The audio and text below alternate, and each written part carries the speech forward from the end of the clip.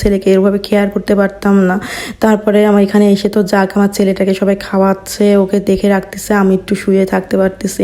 এত পরিমাণে গরম, এত পরিমাণে মানে কি বলবো, একদম এই গরমটা আমার লেগে গেছে। তারপরে আবার এখানে এসে আবার কীরকম পানিটাও চেঞ্জ হয়ে গেল, মানে সব মিলায় আমি তো এখন আমার ছেলেকে নিয়ে আমার চিন্তা হচ্ছে। মানে ও তো সারাদিন খেলতেছে, মানে একটু রেস্ট নাই, সে মানে ঘুমাচ্ছে না, খেলার নেশায় বোনের সাথে সে মানে ঘুমাবেও না, তাকে জোর করে করে ঘুম পাড়ানো লাগতেছে। আর মা এত সুন্দর সুন্দর রান্না করতেছে কি বলবো, কিন্তু কোনোটা আমার মুখে একদম অরুচি, আমি কিচ্ছু খেতে পারতেছি না, যা খাচ্ছে মনে হচ্ছে আমি বমি করে দেবো, এরকম একটা অবস্থা।